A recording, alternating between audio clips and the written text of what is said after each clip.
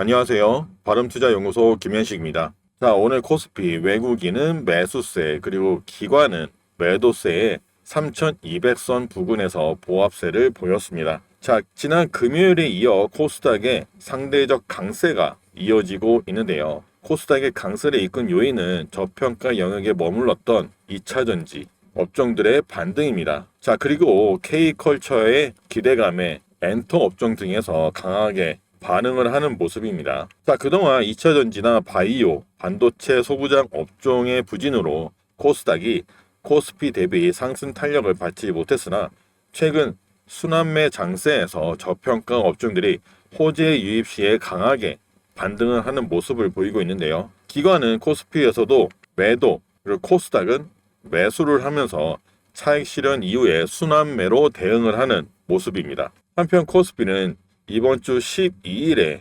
CPI 발표와 미중 관세 부과 시한을 앞두고서 증시는 전반적으로 관망세입니다. 오합권에 머무르는 중인데요.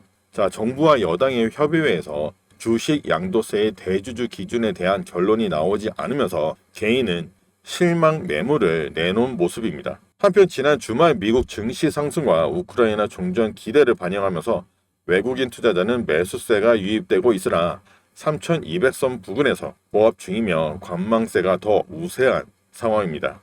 자, 거시적인 상승과 하락의 요인 부재로 관망세가 우세한 가운데 업종별 그리고 종목별로 이슈를 반영하며 매물 소화가 이루어지고 순환매가 뚜렷하게 나타내고 있습니다. 오늘 2차전지 업종에서 강세를 보였는데요. 자, 중국 배터리 업체의 CATL의 리튬 광산 가동 중단 소식에 엔캠이나 코스모 신소재, 그리고 LNF, 포스코 퓨처엠 등 소재 업종에서 급등이 나와줬습니다. 자, 미디어나 엔터 업종에서도 K-팝 데모 헌터스 신드롬에 더해서 엔터 업종의 2분기 호실적 및 하반기 실적 기대감에 YG 엔터테인먼트나 JYP 엔터 등등 상승을 해줬습니다. 자, HBM 관련해서 엔비디아와 AMD는 수익 15%를 미 정부에 지급하는 조건으로 AI 칩 중국 수출 허가 소식에 SK 하이닉스는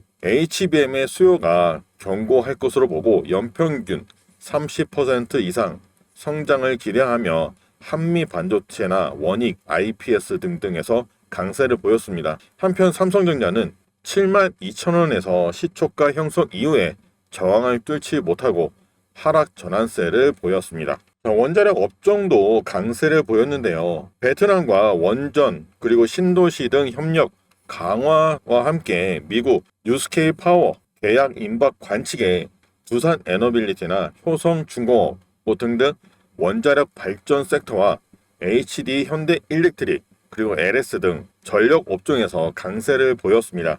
반면에 화장품 업종은 약세를 보였는데요. 달바 글로벌이 2분기 영업이익에서 292억 원으로 시장 기대치를 하회하며 급락이 나와줬고, 마찬가지로 2분기 실적 시장 기대치 하회한 한국 콜메를 비롯해서 코스맥스나 코스메카 코리아 등등 경계 심리나 차익 실현 매물이 출회를 했습니다. 자, 그럼 이번 영상은 매지온을 한번 살펴보겠습니다. 자, 최근 주가가 계속 하락하는 가운데 수급이 줄어들면서 여전히 전저점을 확인하려는 움직임에 120일 이평선까지 근처까지 내려오면서 오늘도 소폭 하락한 채 장 마감을 했습니다. 자, 만일 120일 이평선을 지지를 못 받고 하락을 한다면은 추가적으로 지속 하락세를 보일 수도 있겠으나 120일 이평선의 확실한 지지만 확인된다면은 다시 상승세로 전환할 가능성이 있겠습니다. 자, 주봉으로 봐도 3월 말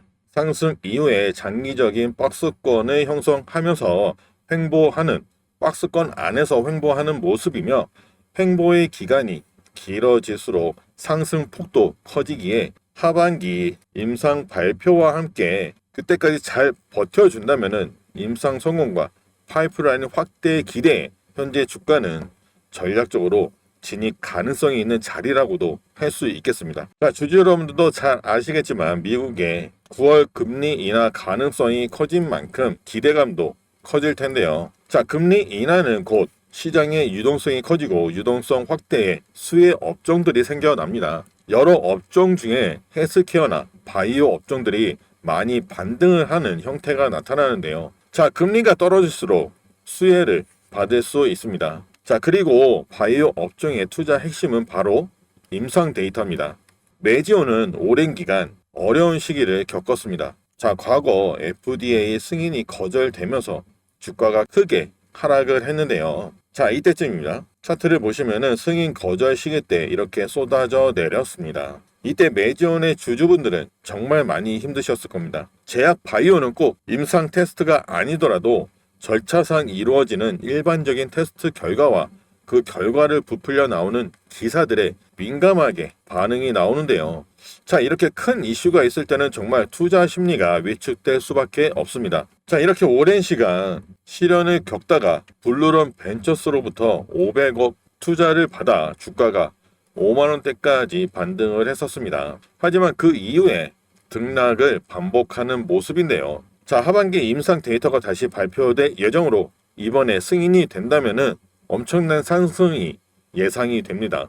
따라서 지금은 눌림목이 나올 때마다 꾸준히 매집이 필요해 보입니다. 메지오는 지금 오랜 기간 힘들었던 이 부분들이 한 번에 해결이 되는 이런 단계의 초입이라고 볼 수 있겠습니다. 자, 이런 매집이 가능한 시기는 그냥 오는 게 아닙니다. 메지온이라는 기업이 그만큼 결실을 맺기 위한 노력이 있었고 그에 따른 결과가 점차 보여지기 시작한 것입니다. 자, 오랜 주주가 아니더라도 신규로 이 메지온에 관심이 있는 분들이라면 지금의 메지온을 절대 이전 관심도보다 더욱 집중을 해 주셔야 합니다. 자, 지난 임상에서는 슈퍼폰탄 환자까지 포함한 전체 환자를 대상으로 통계적 유의성 확보에 실패를 했었지만 이번에는 이 슈퍼폰탄 환자를 제외한 하위 집단에서 효과가 입증이 된, 그러니까 이미 설계가 최적화된 임상이므로 높은 성공률을 기대해 볼 수 있겠습니다.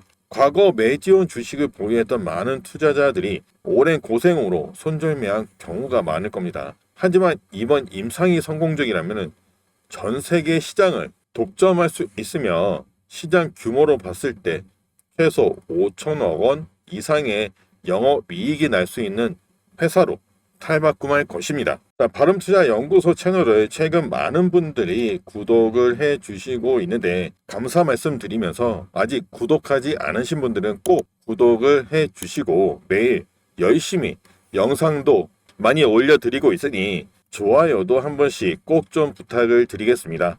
자, 여러분들의 구독과 좋아요 덕분에 힘을 많이 받고 있습니다. 앞으로 더욱 도움이 되고 깊이 있는 분석으로 찾아뵙겠습니다. 그럼 바름투자연구소 김현식이었습니다. 감사합니다.